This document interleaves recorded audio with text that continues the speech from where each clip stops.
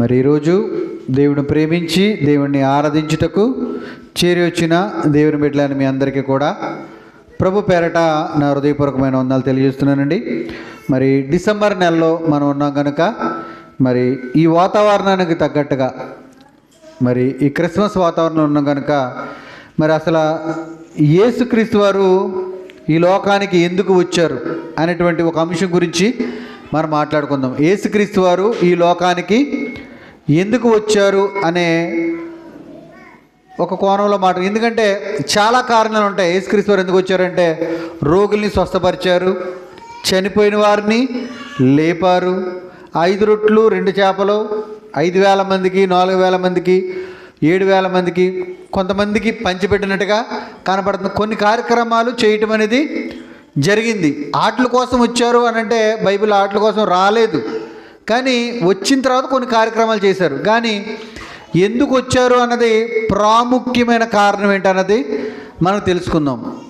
ఎందుకు వచ్చారు అనే ప్రశ్న వేసుకుంటేనండి, పాపులమైన మనల్ని, అపవిత్రులమైన మనల్ని, పాపంతో బ్రతికి నిత్య నరకానికి అగ్నిగుండంలోకి దేవుడికి దూరమై పరలోకానికి దూరమై వెళ్ళిపోతున్న మనుషుల్ని పాపిని రక్షించి పరలోకానికి తీసుకుని వెళ్ళటాకే యేసుక్రీస్తు వారు ఈ లోకానికి రావటం అనేది ప్రాముఖ్యమైన కారణం అండి. అందుకే యేసుక్రీస్తు వారు వచ్చారని బైబిల్లో చాలా వచనాలు కూడా తెలియపరుస్తుంది.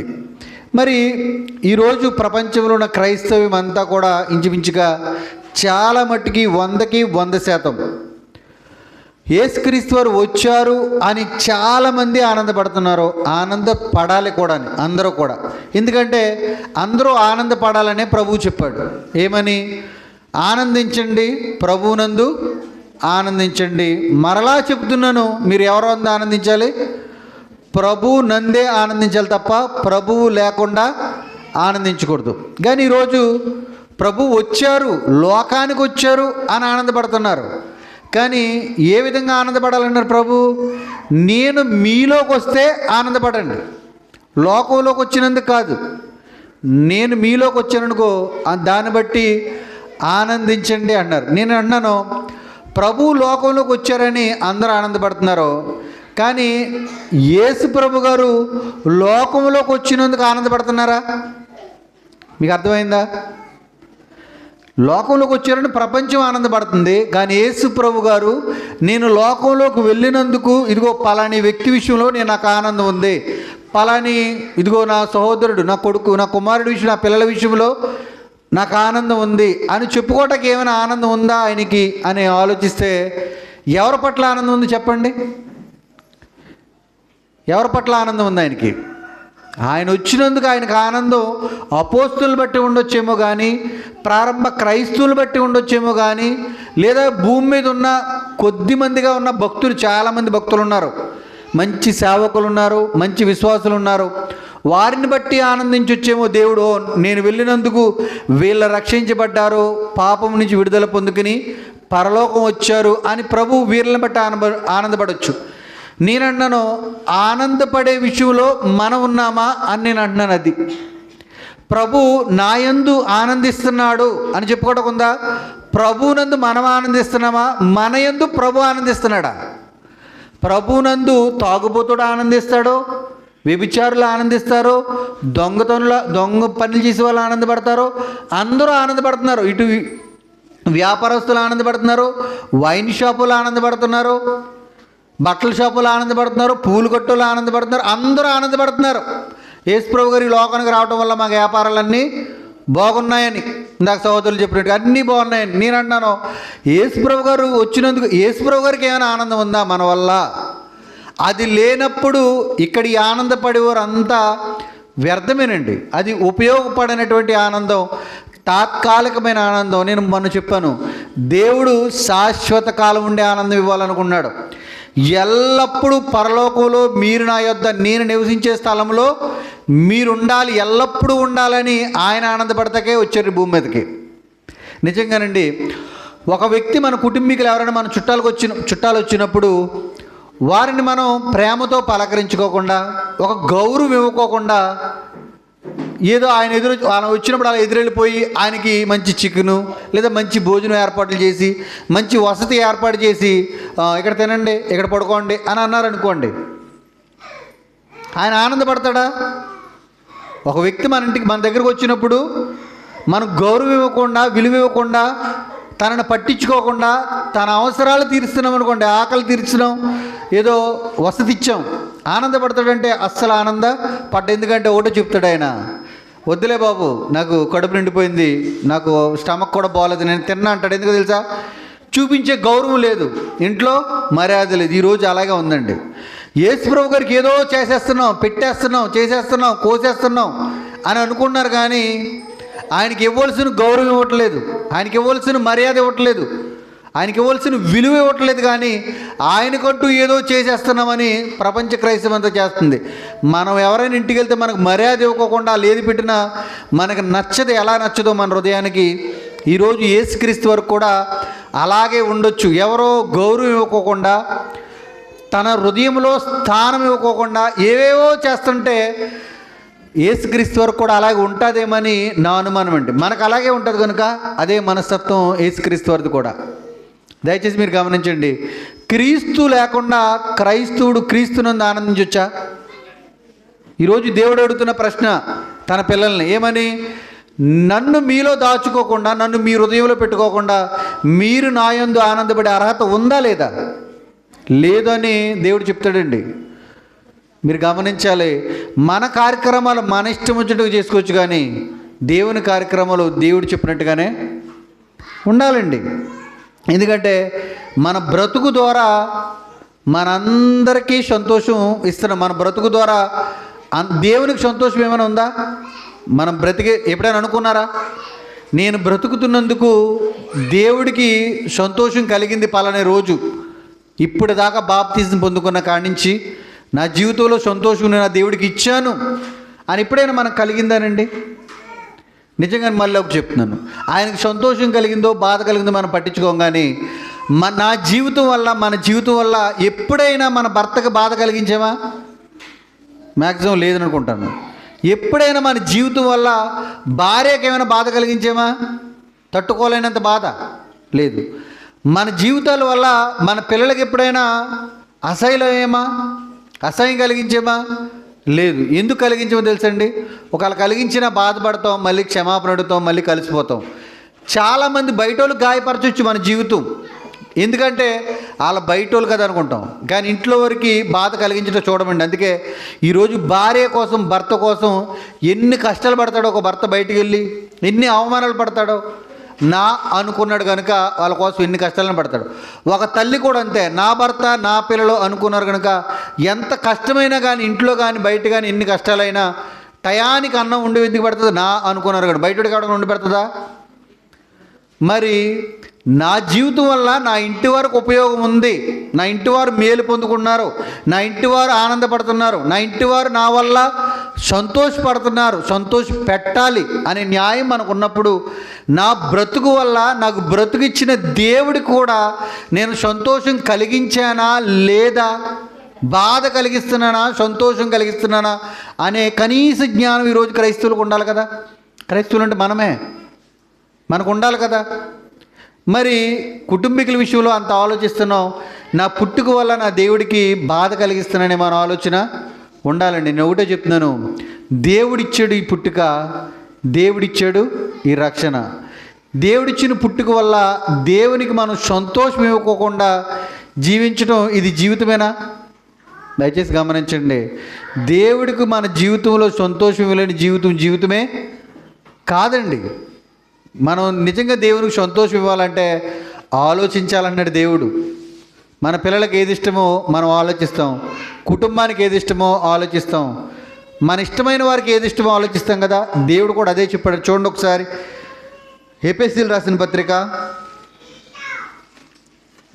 ఈరోజు లోకమంతా అసలు ఈ దేవుడు మాటలు యందు పట్టింపు లేదండి, ఎటో వెళ్ళిపోతారు. ఎఫెసీ 5:10 ఎవరైనా తీయండమ్మా. ఎఫెసీయులు రాసిన పత్రిక 5వ అధ్యాయం చదవండి. 5:10 దేవుడు అన్నాడు, గనుక ప్రభువుకి ఏది ఇష్టమైందో దానిని పరీక్షించండి అన్నాడు. ఇక్కడ ఏమన్నాడో, మీకు ఏది ఇష్టమో మీరు పరీక్షించుకున్నారు లేదా? ఆడేది చూపెడితే తెచ్చేసుకున్నారా? బట్టలు ఆడేదో కేక్ ఎత్తాడు తెచ్చేసుకున్నారా? ఏ ఫ్లేవరో పరీక్ష, బట్టలు పరీక్ష, చెప్పులు పరీక్ష, స్టారో పరీక్ష, ఇలా ఏదైనా అవనండి. ప్రతీది పరీక్షించుకోకుండా తెచ్చుకునేదంటూ ఏమీ ఉండదండి. కానీ దేవుడు అన్నాడో, నాన్న మీరు నాకు ఇవన్నీ చేస్తున్నారు కదా, అసలు నాకు ఇది ఇష్టమా కాదా ఎప్పుడైనా మీరు పరీక్షించారా? మీ ప్రభువుకి ఏది ఇష్టమో, ఏది ప్రీతికరం అంటే, నా తండ్రికి, నా దేవుడికి, నా రక్షకుడికి, నా యేసుక్రీస్తు వారికి, నా పరిశుద్ధాత్మ ప్రభువుకి ఏది ఇష్టం ఆలోచించండి ఒకసారి అన్నాడు. అసలు ఎవరైనా ప్రపంచ క్రైస్తవం ఈరోజు ఆలోచిస్తుందా? అసలు నేను చేస్తున్నది ఇష్టమా కాదా నా ప్రభువుకి? నేను చేస్తున్నది నా ప్రభువుకి ఇష్టమా కాదా ఆలోచించమన్నాడు దేవుడు. ఆలోచించట్లేదు కనుక దేవుడికి బాధ మిగులుతుందో ఆనందం మిగులుతుందో అసలు ఆలోచించాలి. అసలు యేసుక్రీస్తు వారు ఎందుకు వచ్చారో తెలియకోకుండా మన ఆలోచనలో వెళ్ళిపోతే ఆయన ఆలోచనలు మన ఆలోచన సంబంధం లేనట్టుగా ఈ జీవితం ఉంటుందండి. దయచేసి మీరు గమనించండి అన్నారు. నిజంగా పరిశీలిస్తే ఎలా బ్రతుకుతామో తెలుసా? కింద అన్నాడు ఆయన అదే లైన్లో, వెలుగు సంబంధుల వలె నడుచుకుని. మీరు పరీక్షించారనుకోండి వెలుగు సంబంధులుగా నడుచుకుంటారు. కానీ అందరూ వెలుగులోనే ఉంటారు, లైటింగ్లో ఉంటారు. కానీ దేవుడు చెప్పిన లోకపు వెలుగు కాదండి. ఆయన చెప్పిన ఒక వెలుగు ఉంది, ఆత్మీయ వెలుగు, వాక్యం అనే వెలుగు, క్రీస్తు అనే వెలుగులో ఉండాలి తప్ప లోకంలో మనుషులు తయారు చేసిన వెలుగు కాదు. ఇది ఒకరోజు ఆగిపోద్ది.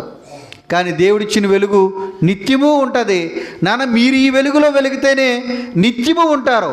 మీరు వెలిగించుకునే వెలుగులో ఎక్కువ కాలం ఉండలేరు. దేవుడు చెప్తున్నాడు, మీరు నాకు ఏది ఇష్టమో పరీక్షించండి, వెలుగు సంబంధాలుగా బ్రతకండి. నిజంగానండి ఈరోజు క్రైస్తవ్యానికి దేవుడు తన పిల్లల్ని ఎందుకు భూమి మీద పుట్టించాడు, యేసుక్రీస్తు వారిని కూడా ఎందుకు ఈ లోకానికి పంపిస్తానని ఎందుకు అన్నాడో మనకు అర్థం అవ్వాలి. నిజంగా మనకు తెలిసిన మాటే, అసలు ఈ భూమి పుట్టక ముందే యేసుక్రీస్తుని పంపిస్తానన్నాడు తెలుసా? ఈ భూమి పుట్టక ముందే, మనుషులైన మనల్ని సృష్టింపబడక ముందే దేవుడు ఒక ప్రణాళిక వేసుకున్నాడండి. యేసుక్రీస్తుని ఎందుకు పంపించాలో, ఈ మనుషులు ఎందుకు ఇలాగ అయిపోతారో దేవుడు ఒక చక్కటి మాట రాయించాడు. చూడండి, ఏపీసీలు రాసిన పత్రిక, అదే ఏపీసీలు 1వ అధ్యాయము. పరీక్షించమన్నాడు కదా, నాకు ఏది ఇష్టమో చూడండి నాన్న అన్నాడు కదా. చూద్దాం అసలు ఏమి ఇష్టమో. 4-6 వాక్యాల మధ్యలో చదువుదాం. యేసుక్రీస్తు ద్వారా తనకు కుమారులుగా స్వీకరించుడు. ఎవరి ద్వారా? తల్లిదండ్రుల ద్వారా, మా అమ్మ నాన్న ద్వారా కాదండి. యేసుక్రీస్తు ద్వారా మనలను తనకు కుమారులుగా అంగీకరించటానికి మనలను ముందుగా తన కోసం, ఎవరి కోసం?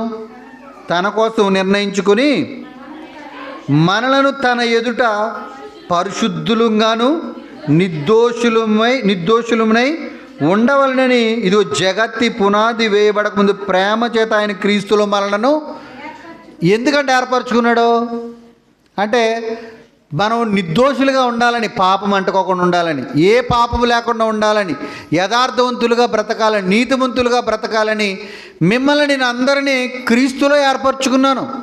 క్రీస్తు ద్వారా నేను మిమ్మల్ని రక్షించుకోవాలనుకున్నాను. ఎప్పుడు? అసలు భూమి అనేదే లేదు, భూమి మీద మనుషులు అనే వాళ్ళే లేరు. యేసుక్రీస్తు వారు ఇంకా భూమి మీదకే రాలేదు. కానీ ఆయన ప్రణాళిక ఎప్పుడుదంటే, నా మనసుని మీరు పరీక్షించండి, నాకు ఇష్టమేదో తెలుసుకోండి, మీరందరూ నా ఎదుట పరిశుద్ధులంగా ఉండాలి. నా పిల్లలు మీరందరూ చక్కగా ఉండాలి, యథార్థవంతులుగా ఉండాలి, నా కుమారుడి ద్వారా మిమ్మల్ని రక్షించుకోవాలనుకున్నాను భూమి పునాది వేయకముందే. అంటే ఎంత భవిష్యత్తు ఆలోచించాడో చూడండి దేవుడు. నిజంగా మరి యేసుక్రీస్తు వారిని లోకానికి ఎందుకు పంపించాడు?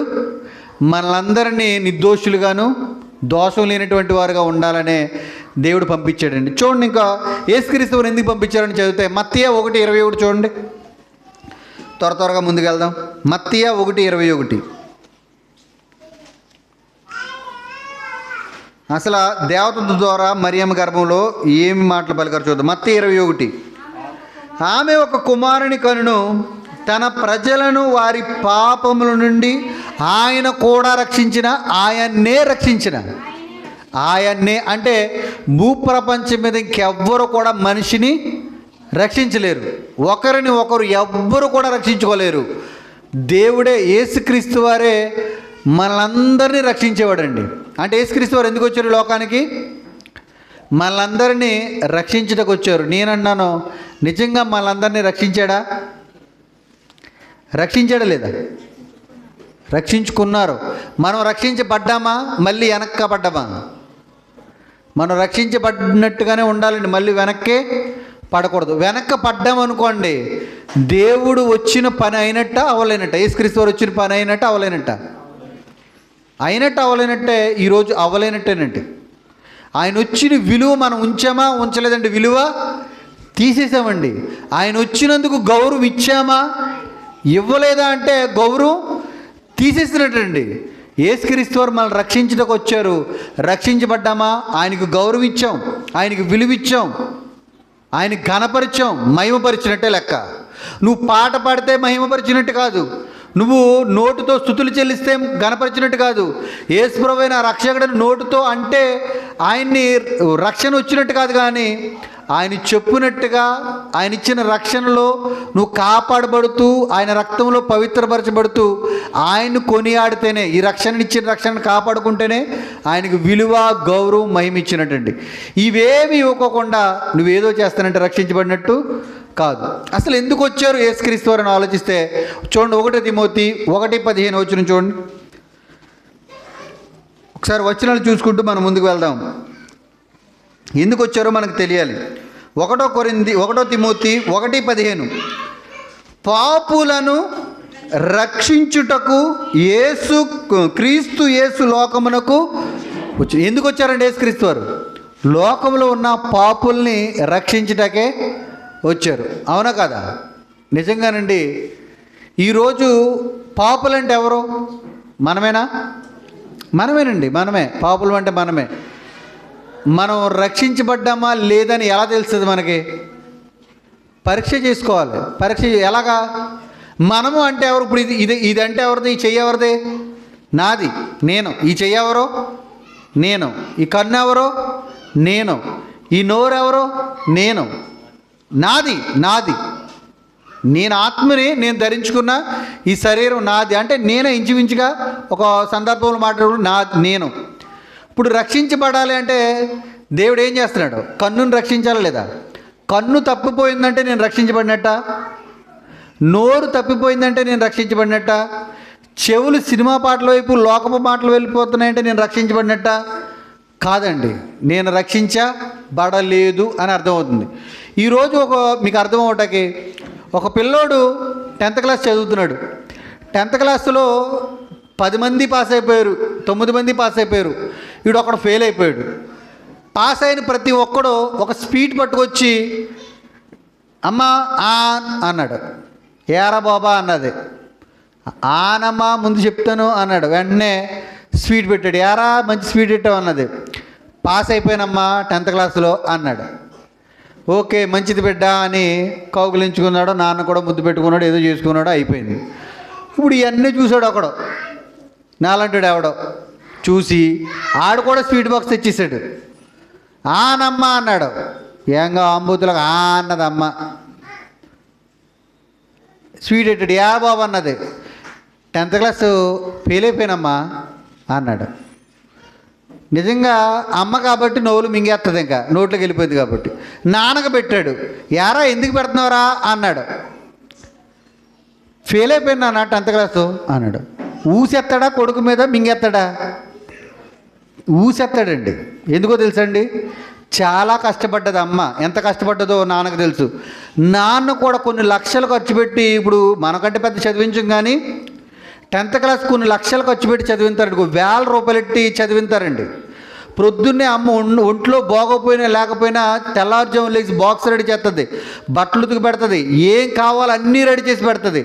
నాన్న ఎంత కష్టపడతాడో వాడు ఫీజు కట్టడానికి, 1000 రూపాయలు కడతాకి. ఆ కష్టమంతేడికి తెలియదు. ఎన్ని కష్టాలు పడతాడో, అప్పులు చేస్తాడు టైంకి రాకపోతే, కొడుకు అవమానం రాకూడదని ఎంతో కష్టపడి కట్టిన తర్వాత ఫెయిల్ అయిపోయాడు అనుకోండి, ఎలా ఉంటుంది నాన్నకి? చాలా బాధ ఉంటుంది. ఎందుకంటే ఎగ్జామ్ తీసుకొస్తాడు, బస్సు మీద ఎందుకు అలసిపోతాడు పిల్లడు, కారులో తీసుకొస్తాడు. మనకు తెలియదు. కానీ మీరు చూడండి 10th క్లాస్ విషయంలో తల్లిదండ్రులు ఆడు ఎగ్జామ్ రాసే వరకు ఒక కుక్కలా కాపలా కాస్తారు గేట్ దగ్గర. నేను చూశానండి. ఒక కుక్కలా కాపలా కాస్తారు గేట్ దగ్గర, వాచ్మెన్ కాసినట్టుగా కాస్తారు గేట్ దగ్గర. ఏ బాబా ఎలా రాసావు పరీక్ష, బాగా రాసావా అని బాగా రాశాడని చెప్పే వరకు ఆ గుండు తరుక్కుపోతూ ఉంటుందండి. ఎందుకో తెలుసా? పాస్ అయితే ఆడికి మంచి భవిష్యత్తు ఉంటుంది, ఫెయిల్ అయితే నా కొడుకు అవమానపడతాడని కదా. ఇంత కష్టపడి 1 సంవత్సరం అంతా కష్టపడ్డ తర్వాత ఆడి ఫెయిల్ అయిపోయాడని స్వీట్ ఎట్టడానికి ఎలా ఉంటుంది నాన్నకి? ఆడి కష్టం అంతా గుర్తుపెట్టుకుని తూ అని ఊసేస్తాడండి. నిజంగా 1 సంవత్సరం కష్టపడినందుకే, పెట్టుబడి పెట్టినందుకే ఫెయిల్ అయిపోతే బాధపడుతున్నప్పుడు యేసుక్రీస్తు వారు ఏం పెట్టారు? ప్రాణం పెట్టాడండి. ప్రాణం పెట్టిన తర్వాత హ్యాపీ క్రిస్మస్, మేరీ క్రిస్మస్ అని కేకులు పెట్టుకున్నాను అనుకో, ఎలా ఉంటుంది ఆయనకి? అసలు నీ క్రిస్మస్ ఏంటి? క్రీస్తు లేనుడు నువ్వు. క్రీస్తు రక్షణ ఇస్తే ఆ రక్షణను పక్కన పెట్టి హ్యాపీ క్రిస్మస్, మేరీ క్రిస్మస్ అనే హక్కు ఉందా వీడికి? రక్షణ లేనుడు ఎవ్వడికి కూడా హ్యాపీ క్రిస్మస్, మేరీ క్రిస్మస్ అనే హక్కు లేదండి. ఎవడ ఆనందపడాలి? క్రీస్తును ధరించుకుని క్రీస్తు ఇచ్చిన రక్షణను కాపాడుకుంటూ దేవుడు అనాది సంకల్పంలో కన్న కళ, ఆయన ఆశపడ్డ ఆశ, ఆయనకున్న కోరిక, నా పిల్లలు క్రీస్తు ద్వారా రక్షించబడి నా ఎదుటికి వచ్చేటప్పటికి, నా ఎదుటి భూమి మీద తిరుగుతున్నప్పటికి ఏ కలంకము, ఏ పాపము లేనటువంటి నిర్దోషులుగా, దోషం లేనటువంటి వారుగా ఉండాలని ఆయన ఆశ నెరవేరుకోకుండా ఇక్కడ దుర్మార్గులుగా, పాపులుగా బ్రతుకుతూ హ్యాపీ హ్యాపీ హ్యాపీ అంటే ఆయన హ్యాపీగా ఉంటాడా? ఆయన వచ్చినందుకు మనకు హ్యాపీ కావచ్చు, ఆయన వచ్చినందుకు మన వల్ల ఆయనకి హ్యాపీ ఉండాలి. అప్పుడు నువ్వు హ్యాపీ కాదు, ఏదైనా చేసుకో, ఆనందపడతాడు. నిజంగా కూడా నేను చాలాసార్లు చెప్పాను మీకు, దేవుడు నిజంగా పాస్ అయిపోతే ఎంత తల్లిదండ్రులు బాధపడతారో అలాగే దేవుడు కూడా ఏ అవయవం పాస్ అవ్వలేదండి మనకి. కన్ను ఫెయిల్ అయిపోయినాయి, నోరు ఫెయిల్ అయిపోయింది, వినికిడి ఫెయిల్ అయిపోయింది, సమస్త అవయవాలు ఫెయిల్ అయిపోయినాయి, హృదయ ఆలోచనలు ఫెయిల్ అయిపోయినాయి, అన్నీ ఫెయిల్ అయిపోయి ఈరోజు క్రిస్మస్ చేసుకుంటున్న క్రైస్తవ్యాన్ని చూస్తుంటే కన్న తండ్రికి కన్నీళ్ళే వస్తాయా, ఆనంద బాష్పాలు వస్తాయా? బైబిల్ కోణంలో మనం చూస్తే ఓకే, ఇందులో రక్షించబడి యథార్థంగా బ్రతుకోలు చాలామంది ఉండొచ్చు. వారు చేసుకుంటుంటే నేను పుట్టినందుకు నీకు విలువ ఉందరా, నువ్వు చేసుకో, నాకు కూడా గౌరవం ఇచ్చావు కనుక నువ్వేదైనా ఆనందపడు, నా యందు ఆనందపడు అంటాడు. ఆయన చెప్పిన క్రమంలోనే మళ్ళీ ఆనందపడితే ఈడష్టం వచ్చిన అన్నీ తగిలిద్దే కుదరదు. దయచేసి గమనించండి. ఏ విధంగానైనా మన యందు దేవుడు ఆనందపడాలంటే దేవుడిచ్చిన మన రక్షణను కాపాడుకోవాలండి. దయచేసి మీరు గమనించండి, ప్రతి ఒక్కరూ ఆలకించాలి. చూడండి, మరొక వచనం చూద్దాం మనం. లూకాసు వార్త 4వ అధ్యాయము, లూకాసు వార్త 4వ అధ్యాయము 18వ వచనం చూడండి. ఎందుకు వచ్చారో యేసుక్రీస్తు వారు క్లారిటీగా తండ్రి అని దేవుడు చెప్తున్నాడు మనకి. 18వ వచనం, 4:18. ప్రభు ఆత్మ నా మీద ఉన్నది. ఇదిగో యేసుక్రీస్తు వారు కూడా దేవాలయంలోకి వెళ్ళారండి. వెళ్ళిన తర్వాత ఆయనకు ఒక గ్రంథం ఇచ్చారు చదవమని. ఇప్పుడు సహోదరులు ఎలా చదివారు? ఇందాక ఎవరు చదివారు? శాంతి చదివింది. అలా శాంతి ఎలా చదివిందో యేసుక్రీస్తు వారు కూడా బైబిల్ గ్రంథం ఇచ్చారు చదవమని. అప్పుడు చెప్తున్నారు ఆయన గురించి రాయబడ్డ ప్రవచనం ఆయన చేతికి వచ్చింది. ఆయన ఎంత 18 కదా, చదవండమ్మా. ప్రభు ఆత్మ నా మీద ఉన్నది, ఇదిగో బేదలకు సువార్త. బేదలంటే వాక్యం ఎరగలేని వారందరూ కూడా బేదలే. డబ్బు గురించి కదా చెప్తుంటా. కోటీశ్వరుడే కావచ్చు, అంబానీ కూడా కావచ్చు. అంబానీ కూడా ఎవరో బేదవాడు. ఎవరి దృష్టిలో? దేవుడి దృష్టిలో, లోకం దృష్టిలో ఉన్నవాడే. ఆ ఉన్న డబ్బు ఆయన కాపాడదు. మనకు ఎటువంటి ఐశ్వర్యం కావాలి? వాక్యం అనే ఐశ్వర్యం, వాక్యం అనే ఆశీర్వాదం ఉంటే మనందరం ధనవంతులమే. దేవుడు అదే చెప్తున్నాడు. బేదవారు ఉన్నారు, బేదవారికి సువార్త ప్రకటించుటకై ఆయన నన్ను, అంటే దేవుడు నన్ను అభిషేకించాడని చెబుతూ, ఇదిగో చెరలోనున్న వారికి విడుదల. చెర అంటే పాపం అనే చెర, లోకం అనే చెర, ఫోన్ అనే చెర, టీవీ అనే చెర, సినిమాలనే చెర, తాగుడనే చెర, వ్యభిచారం అనే చెర. ఇలా దేవుడికి వ్యతిరేకమైనది ఏది ఉందో అలాంటి పాపములో నుంచి నేను విడిపించటకే వచ్చాను అని చెబుతూ గుడ్డి వారికి చూపును కలుగునని ప్రకటించుచున్నాను. గుడ్డివారంటే పరలోకాన్ని చూడనటువంటి వారు, లోకాన్నే చూస్తున్నటువంటి వారు. గుడ్డివారు ఎవరు? మనం కాదండి. పరలోకాన్ని చూస్తున్నాం మనందరం. చనిపోయిన తర్వాత పరలోకం వెళ్ళాలని చూస్తున్నాం కదా. దృశ్యమైనవి ఉండవు, అదృశ్యమైన వాటిల్నే చూశారు. ఎవరో కంటికి కనపడింది కూడా ఎవరు చూశారు? అపోస్తులు చూశారు, భక్తులు చూశారు. ఈరోజు క్రైస్తవుడు కూడా చూడాలి. కనపడదు కానీ చూడాలంటున్నాడు. చూస్తూ గ్రుడ్డివారికి చూపును కలుగునని ప్రకటించుచు నలిగిన వారిని విడిపించుటకును ప్రభు ఇస్త వస్త్రము ప్రకటించుటకు చాలు ఆయన నన్ను పంపి ఉన్నాడు. ఎందుకు పంపి ఉన్నాడంటే దేవుడు యేసుక్రీస్తుని ప్రభు మాటల్ని, హితవస్త్రమును, మంచి మాటల్ని, ఆరోగ్యకరమైన మాటల్ని నేను ప్రకటించటానికి వచ్చాను అన్నాడు. అంటే యేసుక్రీస్తు వారు ఎవరు అని ఆలోచిస్తాండి, వైద్యుడండి. కళ్ళు కనపడలేని వాళ్ళని, పాపమనే రోగంతో ఉన్నవాడిని నేను కాపాడుతూ వచ్చాను, విడిపించటకు వచ్చాను. ఎందుకంటే ఆ రోగంతో చనిపోతే భయంకరమైన శిక్షలోకి వాళ్ళు వెళ్ళిపోతారు. వాళ్ళు నేను కాపాడతాకి వచ్చాను అన్నాడు. నిజంగానండి, ఇది మనకు అర్థం అవ్వాలంటే మనం ఒక గెడ్డతోటో లేదా ఒక ఏదైనా సమస్యతోటో డాక్టర్ దగ్గరికి వెళ్ళాం. డాక్టర్ దగ్గరికి వెళ్ళిన తర్వాత డాక్టర్ ఏమన్నాడో, సరే నేను తీసేస్తాను, ఆ గడ్డ తీసేస్తాను, ఆ నొప్పి తీసేస్తానని వెళ్ళిన తర్వాత అబ్బాయి వద్దు అని వచ్చేసి హ్యాపీ సార్, హ్యాపీ డాక్టర్ గారు అన్నాం అనుకోండి, ఎలా ఉంటుంది? డాక్టర్ గారు గడ్డ తీయలేదు, గడ్డ తీయించుకోవడానికి వెళ్ళాం ఆయన దగ్గరికి. కానీ ఆ గడ్డ తీయించుకోకుండానే మళ్ళీ వెళ్ళిపోతున్నాం మనం. వద్దులేండి, ఏం పర్లేదు, దీన్ని ఉంచేయండి అని వెళ్ళిపోతుంటే ఆ డాక్టర్ బాధపడతాడా, ఆనందపడతాడా? చాలా బాధపడతాడు. ఎందుకంటే ఆయన కొన్ని లక్షలు ఖర్చు పెట్టి, కోట్ల ఖర్చు పెట్టి చదువుకుని, ఓ లక్షలు ఖర్చు పెట్టి, కోట్ల ఖర్చు పెట్టి హాస్పిటల్ పెట్టింది ఎందుకు తెలుసా? ఈ సమాజానికి వైద్యం చేయటకి, వాళ్ళ శరీర రోగాలు తీయటకి. వచ్చినోడు వచ్చినట్టుగా వచ్చి ట్రీట్మెంట్ చేయించుకోకుండా వెళ్ళిపోయి అదే రోగం తెలిసి చచ్చిపోతున్నారనుకో, ఆ డాక్టర్ ఎంత బాధపడతాడో ఒక దేవుడు కూడా అంతేనండి. గడ్డ తీయించుకోకుండా హ్యాపీ డాక్టర్ గారు అంటే ఆ డాక్టర్ గారు పిచ్చోడురా నువ్వు అంటాడో, అలాగే ఈరోజు దేవుడి దగ్గరికి అందరూ వస్తున్నారు, విడిపించబడాలనే వస్తున్నారు రావట్లేదా? ఈరోజు గుడికి వచ్చిన వాళ్ళు అందరూ ఎందుకు వస్తున్నారు? రోగాల నుంచి విడుదల పొందుకుని కోసం వచ్చేవాళ్ళు ఉంటారు. చాలామంది పాపం నుంచి విడిపించుకోవడం కూడా వచ్చిన వాళ్ళు వస్తున్నారు. విడిపించుకుని వెళ్తున్నారా?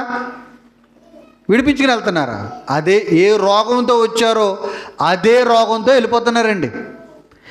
ఏ బలహీనతతో వచ్చారో అదే బలహీనత మళ్ళీ పట్టుకుని వెళ్ళిపోతున్నారండి బయటికి. కానీ యేసుప్రభు గారు ఏమన్నారంటే, నాన్న మీకు స్వస్థపరచడానికి వచ్చాను, మిమ్మల్ని విమోచించడానికి వచ్చాను, మీ కళ్ళును బాగు చేయడానికి వచ్చాను అంటే ఎవ్వరూ వెళ్ళిపోతున్నారు అంతే.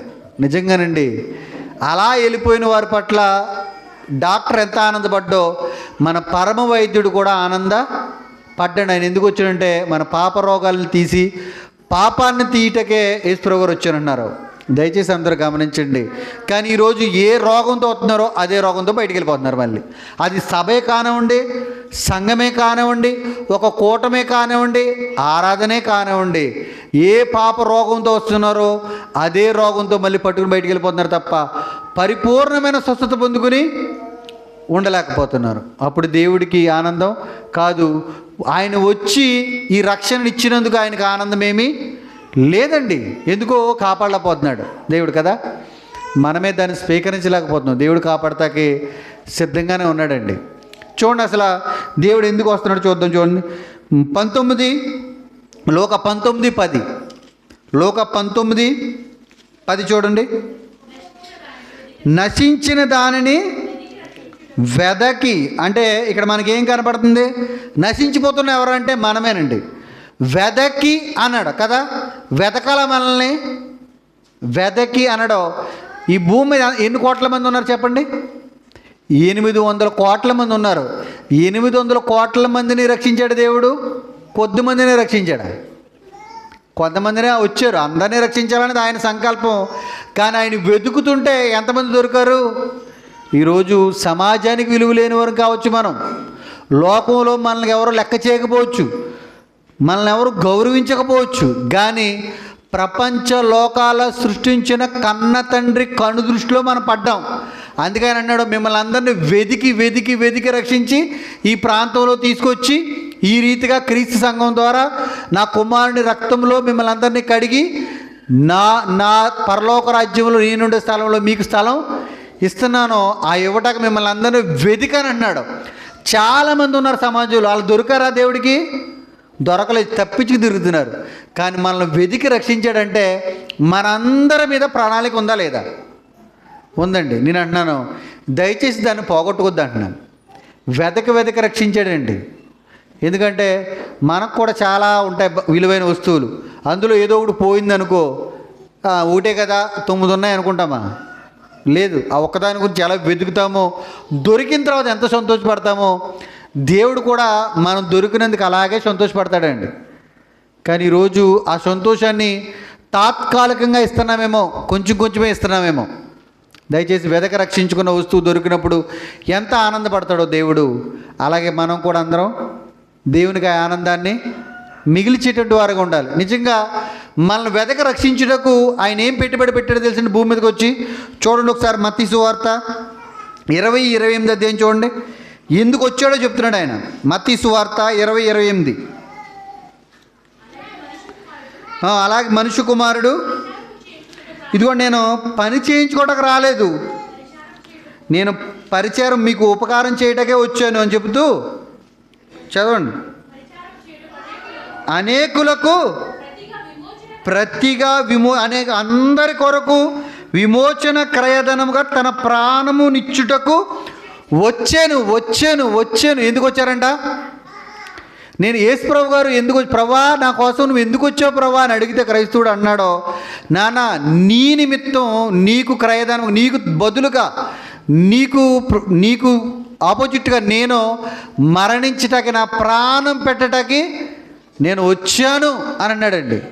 నిజంగా మన కోసం ఎవరైనా ఇలాంటి త్యాగం చేయగలరా? అమ్మ చేస్తుందో చెప్పండి? అమ్మకు మించిన దైవం లేదని బుద్ధిహీనుడు పాడాడో పాట.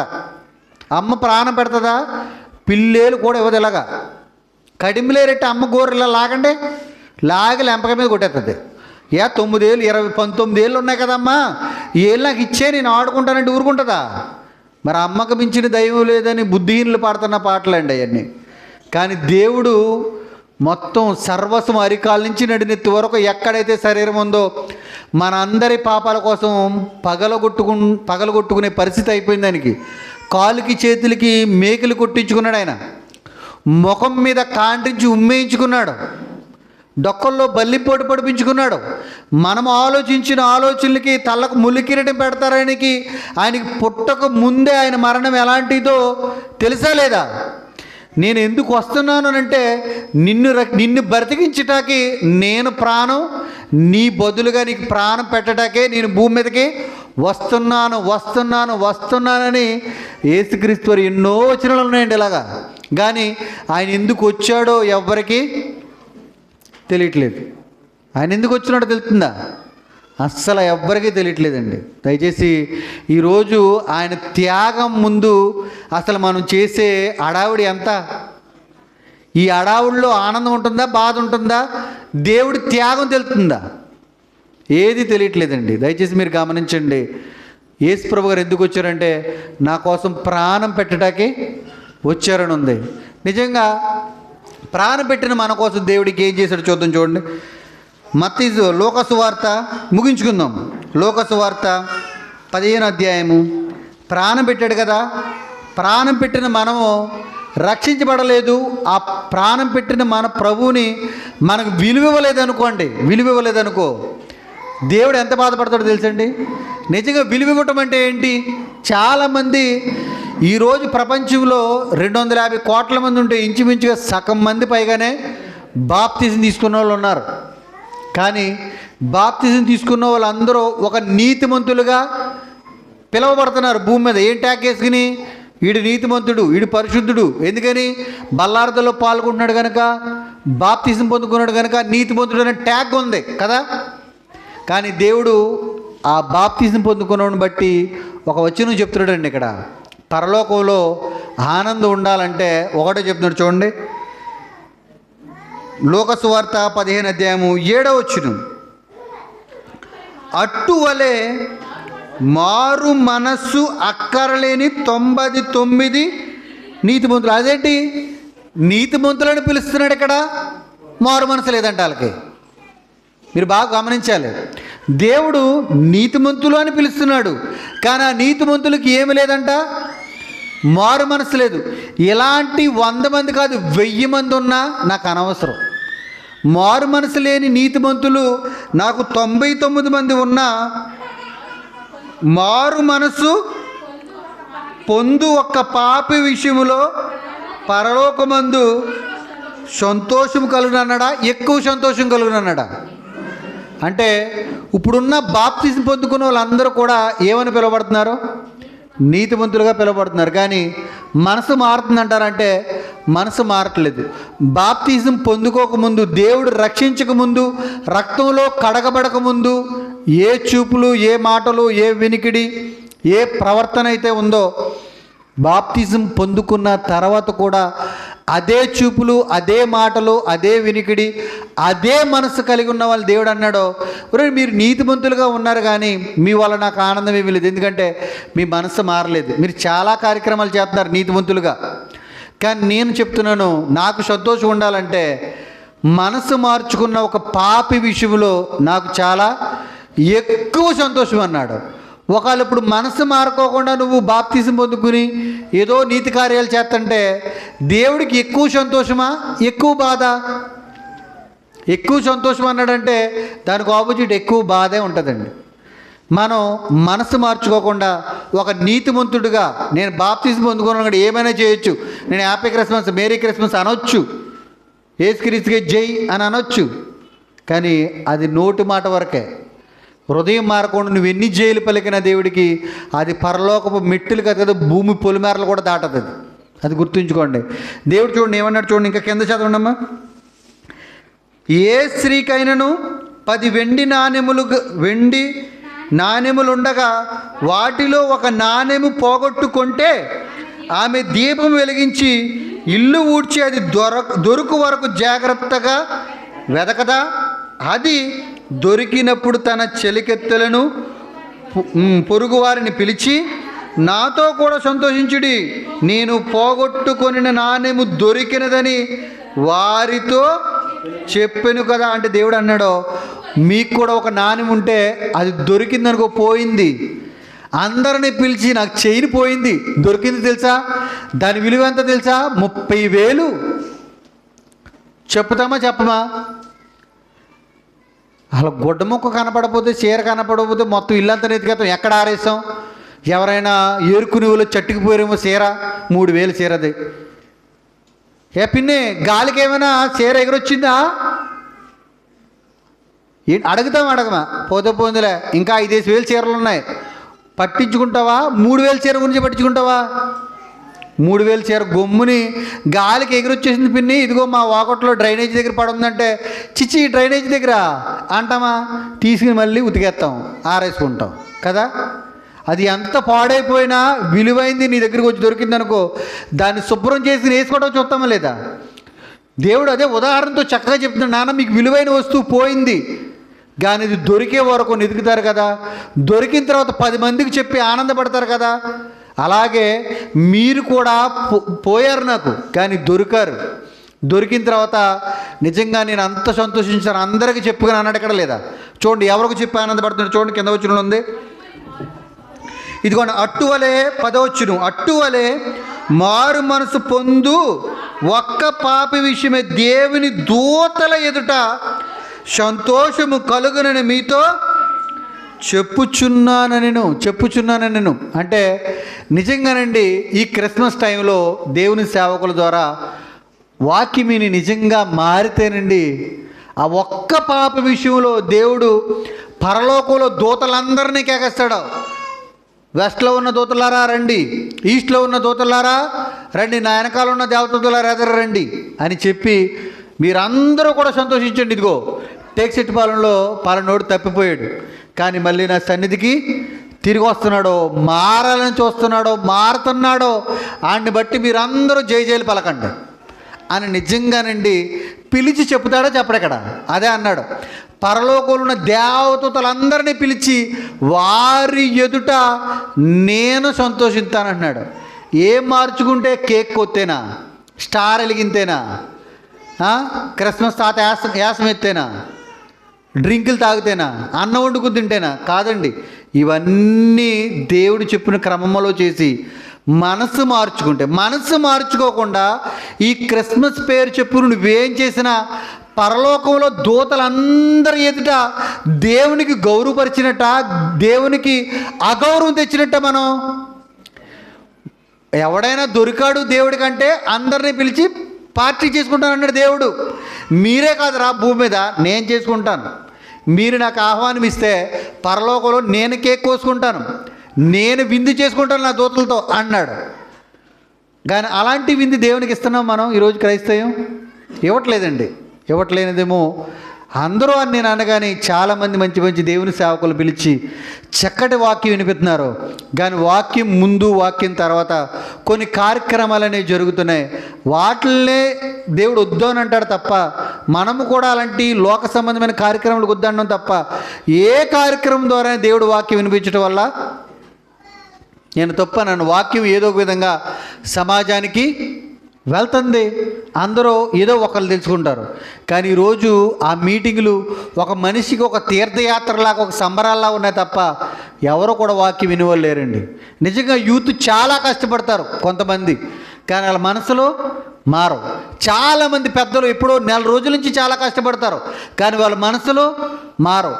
చాలామంది స్త్రీలు చాలా విధాలుగా క్రిస్మస్ కోసం ఎన్నో ప్రోగ్రాలు చేస్తారు, కానీ మనసులో కొంతమంది మారవు, అందరే కాదు. కానీ మారలేనుల పట్ల దేవుడు బాధపడతాడు. మనసు మార్చుకున్న వారి పట్ల దేవుడు పరలోక రాజ్యంలో ఆనందపడతాడు. నేను అన్నాను, అట్టి ఆనందాన్ని ఇవ్వాలి. మనసు మారుకోకుండా నేను చేస్తాను, నాకు ఇది అలవాటు అని అంటే దేవుడు ఒక మాట అన్నాడు. ఆ మాట చూసి ముగించుకుందాం. యెషయా గ్రంథము 64వ అధ్యాయము 6వ వచనం చూడండి. లేదు, దేవుడు ఏమనుకున్నా నాకు అనవసరం, నా మనసు మారకపోయినా నేను బాప్తిజం పొందుకున్నాను, నేను దేవుని కార్యక్రమం చేస్తాను. నాకు చిన్నప్పటి నుంచి నా చూపులు మార్చుకోను, నా మాటలు మార్చుకోను, నా వినికిడి మార్చుకోను, నా పద్ధతులు మార్చుకోను. నేను నా యేసు ప్రభుకి క్రిస్మస్ చేస్తాను. ఎందుకనంటే నేను బాప్తిజం తీసుకున్నాను కనుక నాకు అర్హత ఉంది. నాకు అర్హత ఉంది, దేవుని కుమారుడు నేను పిలువబడ్డాను. కానీ నా మనసు మారలేదు, నా చూపులు మారలేదు, నా ఆలోచనలు మారలేదు, పద్ధతులు మారలేదు. ఆయన నేను చేస్తానంటే దేవుడు ఒక మాట అన్నాడు చూడండి. 6వ వచనంలో ఒక మాట అన్నాడు. యెషయా గ్రంథము 64వ అధ్యాయము 6వ వచనం. మేమందరము అపవిత్రులు వంటి వారమైతిమి. కానీ మేమందరం అపవిత్రులమే. మా చూపులు మారలేదు, మాట మారలేదు, మనసు మారలేదు, వినికిడి మారలేదు, పద్ధతులు మారలేదు, అపవిత్రులమే. కానీ మేమేం చేస్తాం? మా నీతి క్రియలన్నీ మురికి గుడ్డవలే ఆయను. ఏంటంట? నేను మనసు మార్చుకోకుండా ఏం చేస్తాను? నీతి క్రియలు అంటే దేవుడికి సంబంధమైన క్రియలు నేను చేస్తాను. కానీ చేస్తాను అంటే దేవుడు అన్నాడు, నీ నీతి క్రియలన్నీ నీ మనసు మార్చుకోకుండా నువ్వు అపవిత్రుడిగా ఉండి నువ్వేం చేసినా అవన్నీ నాకు ఎలాంటివి తెలుసా? మురికి గుడ్డలాంటివి. మురికి గుడ్డని ఎవడైనా పక్కన పెట్టుకుంటాడా? ఖర్చీపు వాసనతో తీసి పక్కన పెడతాం. ఇంత మురుకు గుడ్డనే ఖర్చీపునే మనం లోపల పెట్టుకోమే. ఒకరోజు వాడేసిన వాసన వస్తుందంటే మరి ఎంత కొంపు కొడుతున్నాం మనల్ని ఆయన ఎలా చేర్చుకుంటాడు చెప్పండి? మురుకు గుడ్డగా చేసుకుంటాడంట ఆయన అని చెబుతూ, మేమందరము ఆకుల వలె వాడిపోతుంది. అలా చేస్తే మనసు మార్చుకోకుండా అపవిత్రులుగా ఉండి నీతి కార్యాలు చేస్తే దేవుడు వాళ్ళని ఎలా చేస్తాడంటే చివరికి ఆకులు, మేమందరం ఆకు వలె వాడిపోతుమి, గాలివాన కొట్టుకొని పోవునట్లుగా మా దోషములు మమ్మును కొట్టుకొని పోవును. నువ్వు ఏదో క్రిస్మస్కి ఏదో కష్టపడిపోయి 1000 రూపాయలు ఇచ్చి 30,000 స్టార్కి ఇచ్చి ఏదో భోజనాలకి మాసం పెట్టుకుని ఇవన్నీ పెట్టుకుని నీతి క్రియలు, దేవుడికి సంబంధించిన క్రియలు అన్నీ పెట్టుకుని అనుకున్నావేమో. నువ్వు ఒకవేళ అపవిత్రుడు అయ్యుండి నీతి కార్యాలకి ఎంత పాల్గొన్నా దేవుడు అన్నాడో, ఒకరోజు గాలికి ఆకులు ఎగిరిపోతావు చూసావా, అలా ఎగిరిపోతావు. గాలిలో ధూళి ఎగిరిపోతావు చూసావా, అలా ఎగిరిపోతావు. నీ దోషాలన్నీ నిన్ను పట్టి ఉంచిని. నువ్వు చేసిన కార్యాలు నిన్ను కాపాడవు, కానీ నువ్వు చేసిన దోషాలు, నువ్వు ఉన్న పాపవిత్రత నిన్ను పట్టుకుంటుంది. నువ్వెన్ని క్రియలు నీతి క్రియలు చేసావు క్రిస్మస్కో కాదు, నీ మనసు మారుకోకుండా నువ్వేం చేసినా అవన్నీ నిన్ను ఒకరోజు దోషిగా నిలబెడతాయి అన్నాడండి. దయచేసి మనందరం గమనించండి. దేవునికి సంతోషం పరలోకంలో దేవదూతల ముందు ఆయన పండగ చేసుకోవాలంటే ఎవరిని బట్టి చేసుకోవాలి? మన మనసును బట్టే చేసుకోవాలి. లేదు, ఆయన పరలోకంలో దేవదూతల ముందు అగౌరవం తేవాలన్నా, అవమానం కలగాలన్నా, ఆయనకి హేళన కలగాలన్నా, దేవదూతలు ఎగతాళిగా మాట్లాడుకోవాలన్నా ఎవరిని బట్టి? మనని బట్టేనండి, మనని బట్టే. దేవుడు గౌరవం ఇవ్వాలన్నా మనల్ని బట్టే. దేవుడు గౌరవాన్ని నిలబెట్టాలన్నా తీసేయాలన్నా ఆ దేవదూతల ముందు మన బట్టేనండి. ఈరోజు ప్రపంచ క్రైస్తవ్యంలో చాలామంది, కొంతమంది బాగున్నా, చాలా మట్టుకి దేవుణ్ణి పరలోకంలో నిలబెట్టే స్థితిలో ఉన్నావా, దేవుని అవమానపరిచే స్థితిలో ఉన్నావా చెప్పండి. నేను అంటున్నాను, ఈ క్రిస్మస్ పేరులో వన్ సైడ్ ఆనందమే ఉందండి. వన్ సైడ్ ఆనందం ఉందంటే ఈ క్రిస్మస్ పేరు చెప్పిన దేవుడు లోకానికి వచ్చినందుకు లోకంలో ఉన్న కొద్దిమంది ఆనందపడుతున్నారు, కానీ పరలోకంలో ఉన్న దేవదూతలకి ఆ దేవునికి చాలా మట్టికి ఆనందం లేదేమో. కానీ ఏదైతే ఏమైనా మనకు అనవసరం. కానీ ఒకటి చెప్తున్నాను, బాగా గుర్తుంచుకోండి. మన పట్ల దేవుడికి పరలోకంలో ఘనత రావాలి, కానీ ఆ దేవదూతల ముందు దేవుడు తలక ఎత్తుకునేటట్టుగా ఉండాలి. కానీ ఆ పరలోక రాజ్యంలో మన ముందు, మనం చేసే కార్యాల ముందు, మనం చేసే సువార్త యాత్ర ముందు, సువార్త ప్రకటన ముందు దేవునికి మహిమ తెచ్చేటట్టుగా ఉండాలి తప్ప మనం చేసే ఏ కార్యక్రమం కన్న తండ్రిని కన్నీళ్ళు రప్పించేటట్టుగా ఉండకూడదండి. ఆ కన్న తండ్రి కన్నీళ్ళు తుడిచేటట్టుగా మన కార్యక్రమాలన్నీ ఉండాలండి. మరి యేసుక్రీస్తు వారు ఎందుకు వచ్చారు లోకానికి? ప్రాణం పెట్టడానికి వచ్చారు, పాపులు రక్షించడానికి వచ్చారు, పాప రోగాలతో ఉన్న మనకి విడుదల విమోచన ఇవ్వటానికి వచ్చారు. గుడ్డివారి కోసం, అందులుగా లోకంలోనే పరలోకాన్ని చూడుకోకుండా ఇదే జీవితం, ఇదే శాశ్వతం, ఇదే ఆనందం, ఇదే దేవుడి కార్యక్రమం అని ఆ లోకంలో గుడ్డితనంగా మునిగిపోయిన వారిని కాపాడతాకు వచ్చారండి. మరి అలాంటి రక్షణని నిజంగా మనం సొంత రక్షణగా చేర్చుకోవడం ఎంత బాధపడతారు. ఇందాక శిరీష గారు ప్రార్థన చేశారు, ఏమని? మనకి మనం రక్షించబడటకండి ఈ భూమి మీద ఏమైనా ఒక రక్తపు చుక్క వచ్చిందా? మనం కష్టపడ్డామా? ఏ విధంగానైనా ఒక చీమ కుట్టినంత అయినా బాధ ఉందా మనకి? చీమ, మనం రక్షించబడటానికి చీమ కుట్టినంత బాధ కూడా లేదు. నీటిలో మునిగి పాపక్రియలు విడిచిపెట్టి పరిశుద్ధమైన క్రియలతో జీవించటం కష్టమా? మనల్ని రక్షించటానికి ఈ లోకానికి వచ్చి పుట్టిన కానించి మరణమయ్యే వరకు ఎంత కష్టపడ్డాడండి యేసుక్రీస్తు వారు. మనల్ని రక్షించటానికి ఈ లోకానికి వచ్చారు. ఎంత కష్టపడ్డాడంటే ఒక మనిషి ఊహించుకోలేడండి. నిజంగా మనసున్న మనిషి ఆయన కష్టాన్ని, ఆయన త్యాగాన్ని, ఆయన శ్రమను ఎవ్వడు కూడా ఊహించుకోలేడు. ఊహించుకుంటే గుండె అనేది పగిలిపోద్దండి. యేసుక్రీస్తు వారు పుట్టుకుని కానించి చనిపోయే వరకు, ప్రాణం తుది శ్వాస చివరి వరకు విడిచిపెట్టే వరకు ఆయన జీవించిన విధానాన్ని ఒకసారి మనిషి ఆలోచిస్తే పాపం చేయటానికి భయపడతాడండి. పాపం చేయటానికి గుండె ధైర్యం సరిపోదండి. ఆయన త్యాగాన్ని, ఆయన మరణాన్ని, ఆయన పుట్టుకుని ఆలోచిస్తే మనసంతా బరువైపోద్దండి. నా కోసం భూమి మీద అంటూ ఎవ్వరు అలాంటి త్యాగం చేయలేదే. నన్ను పరలోకం తీసుకెళ్ళటానికి, పరిశుద్ధంగా చేయటానికి, పరలోకంలో ఆయన ఉన్న స్థలం నిలబెట్టటానికి, ఆయనున్న పరలోకాన్ని విడిచిపెట్టి లోకానికి వచ్చి నన్ను కాపాడిన యేసుక్రీస్తుకి నేను ఏమి ఇవ్వగలుగుతాను? నా ఆస్తి ఇస్తే రుణం తీరిపోద్దా? నా బంగారం సంపాదించింది ఇస్తే రుణం తీరిపోద్దా? భూమి అంత ఇచ్చిన రుణం తీర్చలేమండి. ప్రాణం ముందు ఏమి ఇవ్వగలుగుతాం? ఉచితంగా ఇచ్చాడండి రక్షణ.